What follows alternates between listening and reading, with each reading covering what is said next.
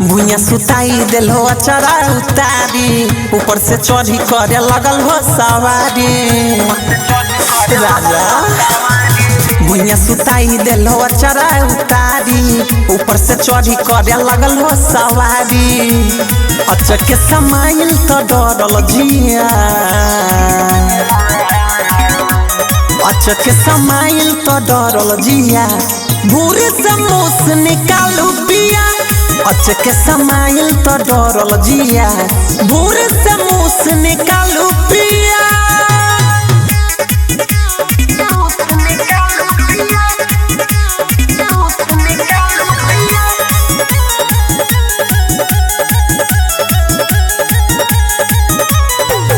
मोहरब छहो बुझेलन मेहर के दर्द के नेहिया में देहिया का रखबू कुदर के।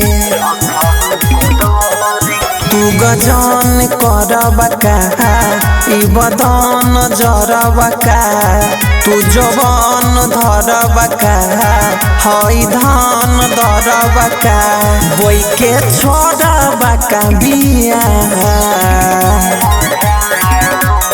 अचक के समाइल तो डरल जिया भूरे से मुँह से निकालू पिया।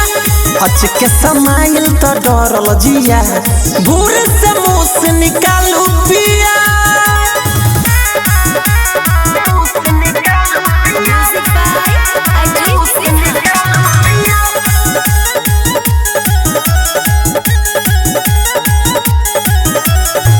तो हर रहनिया देखी मन होई बाउर जी कई बेरी होलै तब मांगै छहो आउर जी। ये रजनी सबलमा धके दुनु दलमा जाने खत्म कहबा होई पानी तोरा नलमा दूर हटियौ ना जरालू दिया। अचक के समाइल तो डरल जिया भूरे से मुँह से निकालू पिया। अचक के समाइल तो डरल जिया भूरे से मुँह से निकालू पिया।